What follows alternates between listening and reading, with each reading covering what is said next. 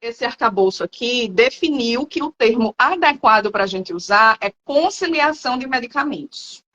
Conciliação de medicamentos é o termo que a gente vai usar quando a gente vai escrever os nossos trabalhinhos para o congresso, para o artigo, que quer dizer o quê? Revisar a farmacoterapia que o paciente, né, fazia utilização em sua residência, os medicamentos de uso domiciliar, e comparar com o que está prescrito no hospital, ou comparar a prescrição de uma unidade de internamento com a prescrição da outra unidade que o paciente foi transferido, por exemplo. E também comparar o que o paciente estava usando no hospital com o que foi prescrito para ele usar em casa, que a gente também chama de orientação em alta, né? Pode ser feita essa conciliação dentro de um contexto de orientação de alta, onde você vai orientar também a guarda dos medicamentos, o armazenamento. E a gente vai discutir um artigo que é, traduzindo, né, para o português, conciliação de medicamentos. É possível acelerar sem comprometer a qualidade um estudo de antes e depois no pronto-socorro. O estudo, ele já no resumo, ele já vai concluir, sim, que é possível. Então, a conclusão do estudo é que mostrou que foi possível acelerar o processo de conciliação de medicamentos sem comprometer a sua eficácia na identificação das discrepâncias das prescrições, né, e das medicações dos pacientes, com a metodologia que eles propõem. E aí eu queria começar pedindo que Renan explique para a gente a metodologia do estudo e o que é que você achou da metodologia do estudo. Se você encontrou algum enviesamento, se você achou alguma fragilidade do método, o que você achou desse método e como foi esse método, porque se os colegas quiserem repetir, né, nos seus respectivos hospitais aí esse estudo, a gente já tem uma ideia de como faz e se dá para a gente fazer. Show. O estudo é norueguês, né? É até interessante falar que ele foi publicado no finalzinho do ano, mas ele já havia sido submetido já acho que em 2022, algo do tipo. Então, assim, ele já estava meio que guardado há algum tempo.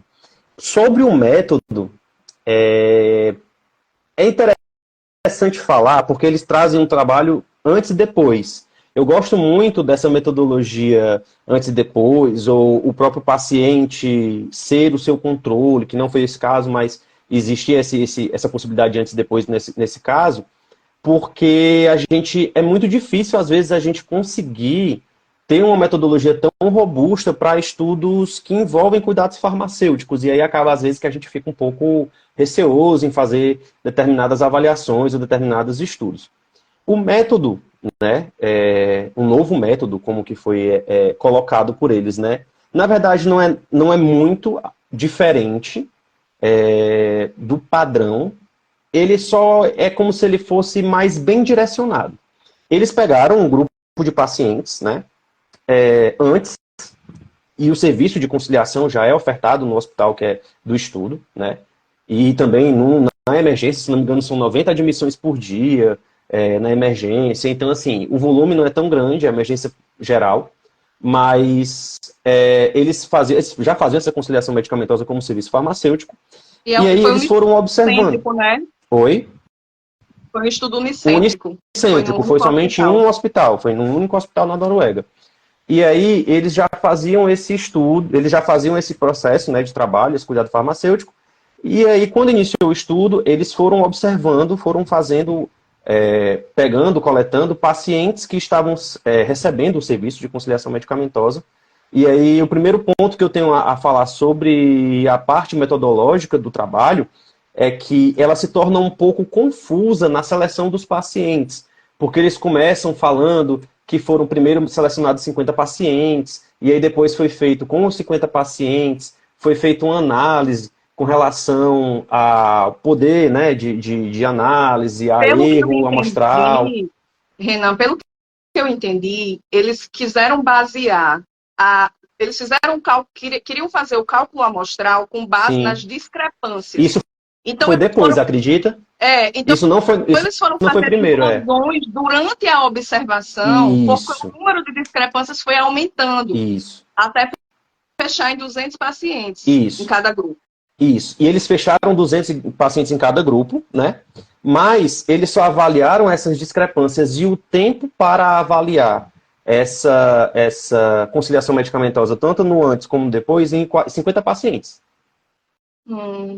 E nos pacientes, e foi até um dado interessante que ele traz, que no grupo de observação e no grupo controle, só contaram os pacientes que conseguiam relatar, ou seja, que tinham nível de comunicação adequado. Então, por exemplo, no grupo controle, acho que foram 44 pacientes, porque os outros 6 estavam acompanhados de cuidador, e aí enviesava a questão da conciliação dentro da metodologia do estudo que eles estavam trazendo, entendeu? Porque eles queriam trazer algo... A média de idade dos pacientes era de 78 anos. Isso, pacientes eram bem pacientes idosos. idosos. Sim, sim. E aí, assim, tanto que ele fala assim, a gente sabe que a base da conciliação é conseguir a melhor história da farmacoterapia do paciente, né? É aquele a gente até BPM, BPMH e tudo. Então, a melhor farmacoterapia pregressa, a melhor história da farmacoterapia pregressa. E ele fala, tem um quadro, acho que se eu não me engano, deixa eu ver aqui, é o quadro 1, a figura 1. Ele traz o antes e o depois, é bem didático. E nesse antes e depois, ele fala, passo 1, coletar informações do paciente, aí ele vai falando, isso no antes. E aí no depois, não mudou nada. Passo 2, entrevista do paciente, aí é que muda. No antes, ele faz questões abertas e abertas fechadas. Por exemplo, o senhor toma algum medicamento para isso, para diabetes, para hipertensão, para colesterol, para aquilo. Então, ele vai dando muitas perguntas abertas, com algum direcionamento, mas, em geral, perguntas que são muito gerais, muito abertas. No 2, ele, que é o grupo pós, né? Ele direciona mais o paciente. O que é que ele faz?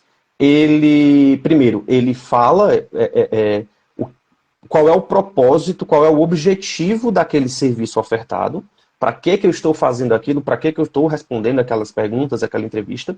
Esse é o primeiro ponto, que é muito importante, que favorece muito a adesão do paciente na entrevista, na hora da entrevista. E ele vai trazendo perguntas específicas às informações coletadas previamente. Então, a equipe, ela previamente já vinha coletando, já coleta informações em prontuário eletrônico, que eles têm um sistema específico de prontuário eletrônico, né, que é um serviço específico, que é um serviço integrado, que permite, como se fosse um prontuário eletrônico nacional, um serviço que permite uma integração, desde o medicamento que o paciente recebe num nível de assistência até um nível hospitalar, por exemplo. Então, eles trazem esse tipo de informação. Então, eles direcionam as perguntas para isso. E aí, tem uma figura, tem um quadro que é a tabela 1, que é muito legal, porque ele traz o checklist. E aí ele fala justamente isso. No checklist 1, que é o antes, ele vai fazendo perguntas totalmente abertas. E no 2, que é esse checklist revisado, que é essa metodologia do pós, ele vai perguntando, você usa algum medicamento que você comprou em alguma farmácia recentemente e não foi prescrito por médico? Você tem algum medicamento antigo em casa que usou recentemente? Você usa algum medicamento de outra pessoa? Então, abrange as perguntas relacionadas ao primeiro grupo, né, de comorbidades e tudo, mas ela dá uma amplitude maior no sentido de uso irracional. Né? Ele dá essa amplitude maior de uso racional, porque às vezes a gente deixa para direcionar isso para o paciente no final da entrevista. E aqui não, aqui ele traz assim, você usa algum medicamento que o médico nunca prescreveu para você? Você toma um medicamento de alguém? Então ele dá até para fazer uma investigação, um rastreio, um screening de abuso de medicamento, dependendo, obviamente, da forma como a entrevista é feita. E aí Renan, depois... Antes da gente entrar assim, na metodologia que eles propõem, deixa eu só tirar algumas dúvidas aqui que já colocaram. Camila perguntou se o critério era os pacientes que verbalizavam. Os critérios de inclusão eram os de 3 ou mais medicamentos prescritos. Isso. Etiqueta de triagem verde, amarela ou laranja do pronto-socorro, né? Manchester, né? Manchester. Isso. É de classificação, Classificação de gravidade. Os critérios de exclusão foram paciente incapaz de fornecer consentimento informado, paciente já incluído no estudo por ter múltiplas internações, ele já estava em um grupo, então ele não entra no outro, e o paciente que tinha doença contagiosa. Ele não fala Isso. aqui nos critérios nem de inclusão nem de exclusão que o paciente tinha que verbalizar, mas o método deles era de entrevista, pelo que fica posto na hora que eles descrevem o método, então, consequentemente, o paciente tinha que verbalizar. É que na Também Bárbara se avaliação, questionou se era uma pesquisa qualitativa. Ela não tem elementos de pesquisa qualitativa, porque a análise, a análise que ele faz dos dados e a discussão dos dados é quantitativa, não isso. é de ordem qualitativa. Ela acaba sendo um estudo experimental, né? É um Quantitativo meio que experimental. estudo É de de um antes. intervenção. Isso, isso. Ele é um antes e depois, né? É um, Meio que experimental, e é aí. tipo, é o que a gente chama retroprospectivo. É como Você se faz fosse. um Isso, grupo em análise isso. retrospectiva e outro grupo em E análise um outro grupo prospectiva, de porque análise não houve prospectiva. grupos paralelos com observação ao vivo. Isso. Eles pegaram os dados que eles já tinham documentados do método que eles já utilizavam e passaram a incluir, a fazer uma observação prospectiva com o novo método. Foi Isso. isso? Exatamente. Se baseando nas informações, como tu tinha falado no início. A parte observacional, eles foram vendo o tempo que foi gasto, né? E eles também foram classificando nesses primeiros 50 pacientes as discrepâncias mais comuns. E aí eles foram trabalhando em cima dessas discrepâncias, quais perguntas poderiam fazer a cobertura delas para o método Sim. revisado, entendeu? Então, por exemplo, eles fazem até Como avaliação. a gente faz muito isso para indicador de erro, né? A gente vê os Isso, erros mais frequentes isso, no hospital e aí a gente fecha para a pessoa só marcar o que isso, aconteceu, porque a gente já sabe o que é mais frequente. isso. Deixa eu te fazer uma pergunta. Na tua visão, né, enquanto uma pessoa que pratica isso, né, de entrevistar o paciente no pronto-socorro, nessas condições, você não acha que as questões fechadas podem induzir respostas que não sejam verdadeiras? Porque a minha impressão, eu vejo assim, na própria UTI mesmo, os pacientes estão com medo, eles estão acuados, eles estão nervosos. E muitas vezes eles querem se livrar da gente. A verdade é É essa. verdade. Então, são muitos profissionais que questionam muitas coisas a eles. Eu sou muito adepto, sempre defendi muito a metodologias mais enxutas, mais diretas, para que a gente não fique fazendo tanta pergunta para o paciente, tendo que incomodá-lo tantas vezes, porque já é muito difícil estar no Sim. hospital, longe da sua família muitas vezes, porque quem está na UTI, por exemplo, não tem acompanhante, não fica com acompanhante, a maioria dos pacientes, já está com muito medo, está com medo de morrer, e aí fica aquela pessoa fazendo 1000 perguntas, então ele responde de qualquer jeito para se livrar. É muito bom que a gente tenha uma metodologia que seja mais rápida de aplicar, sempre, sempre, se a gente não compromete a qualidade dos resultados. Mas nesse estudo específico, eu fiquei com dúvida se no nosso contexto aqui brasileiro, né, que o brasileiro é diferenciado. O brasileiro não é como norueguês. O brasileiro, ele não vai olhar assim, bicho, eu estou assinando um termo de compromisso, eu tenho que falar tudo bem direitinho aqui. Não, ele está nem aí não, ele vai... E aí, se isso não comprometeria na nossa realidade, entendeu? Sim. Dá de você dizer, porque acontece muito, eu até brinco muito aqui, tem um meme, inclusive, com isso, que a gente chega para o paciente e diz, a senhora tem pressão alta? Não, eu disse, mas a senhora toma enalapril. Eu disse, então, desde que eu tomo, eu não tenho mais pressão alta. Então, a gente tem Errada ela não tá. Errada ela não tá. Entendeu? E aí, se essas questões fechadas não comprometeria a veracidade e a qualidade das respostas dos pacientes, na tua visão, pelo que tu viu, como foi formulada essas questões, se eles aplicaram algum modelo de validação desse questionário, né, validação dessas questões, né? E como que você veria a gente fazer uma tradução e aplicação, a validação para o português e se a gente conseguiria obter os mesmos resultados, ou seja, a gente não teria um vício por já chegar para o paciente colocando uma situação fechada e ele dizer sim, sendo que a resposta é não, só porque ele não quer nem pensar naquilo ali, ele responde sem nem raciocinar. O contexto de emergência e de paciente crítico no geral, né, é um contexto muito sensível. A gente sempre pensa que eu quero coletar a maior parte das informações e tudo, mas a gente nunca pensa que a pessoa tem 1 hora para visitar o seu familiar que está ali entubado e aí você vai para saber a informação do paciente, você está com um turbilhão de emoções na cabeça, né? E a gente às vezes não tem empatia nesse momento. Eu concordo contigo, sim, que é um momento muito sensível para o paciente, para o acompanhante, para a família, né? Para realizar uma conciliação. Assim, no mundo ideal, a gente teria um espaço, um consultório onde a gente conseguiria, no momento à parte, fazer entrevista com o familiar ou com o paciente. A gente sabe que isso, na realidade, eu acho que em nenhum canto do Brasil. Mas eu concordo contigo, sim, que as perguntas fechadas, elas podem induzir, e muitas vezes a gente vai despreparado. O que eu acho que esse trabalho traz muito pra gente é o preparo, sabe? É você já ir sabendo quais as informações que você quer coletar e que quer confirmar ou não, mas você também ter o discernimento e o cuidado de não induzir a família ou induzir o paciente de que ele toma aquele medicamento sim ou não, para aquela condição sim ou não.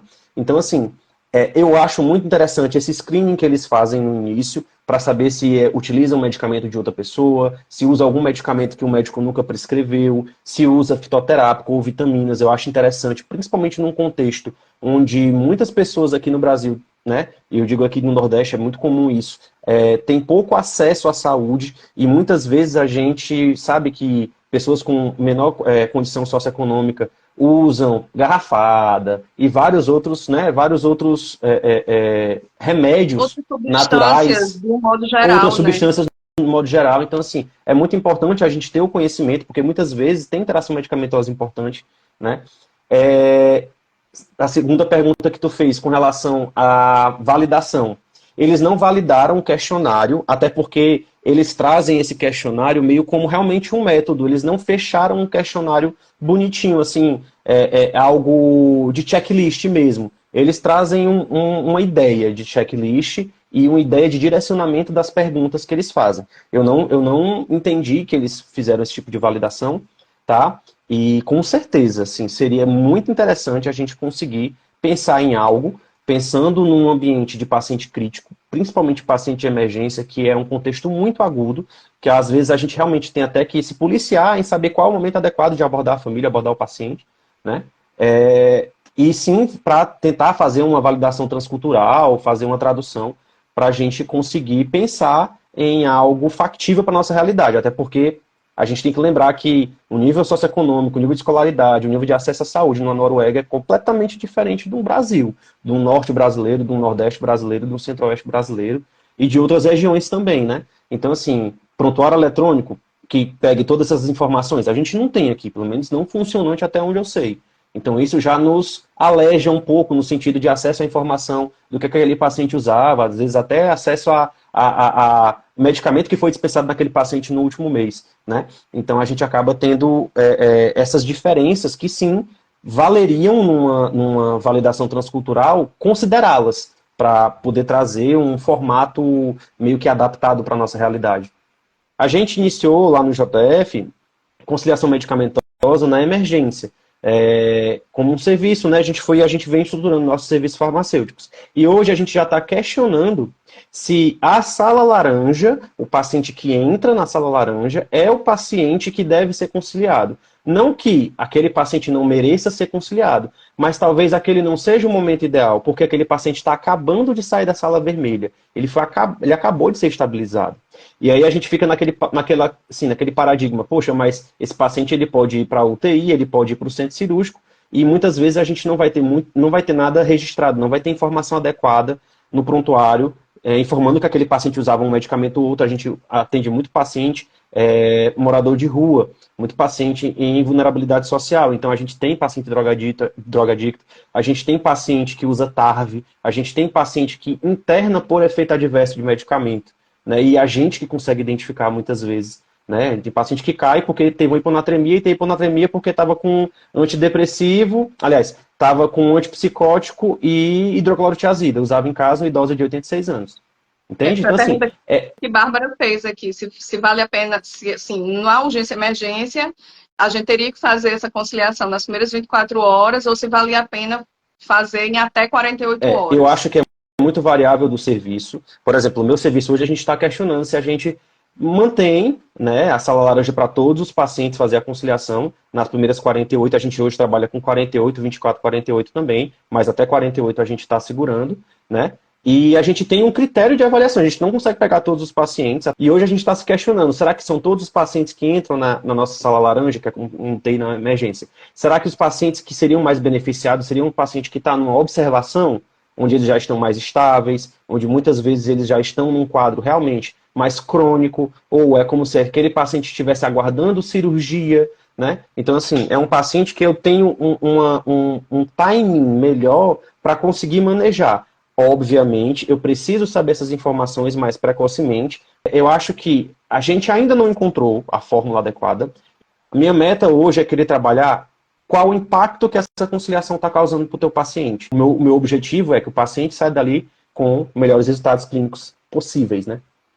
Pessoal, a gente já passou muito do tempo que a gente se propôs a discutir. Juntamos duas pessoas que falam Vocês já um pouco, estão aí né, nas Michele? perguntas entrando em outros terrenos, em outras searas que requerem outras discussões. Muito obrigada. Feliz ano novo a todos, né, que estão aqui nos assistindo. Que esse ano seja um ano de muita saúde, de muitas realizações e conquistas, né, para cada um de vocês. E que a gente consiga aqui juntos nesse espaço estar trazendo discussões que sejam relevantes para todos nós. Que a gente cresça junto. Obrigada e boa noite. Obrigado, pessoal. Boa noite, Michele. Mais uma vez, muito obrigado, viu?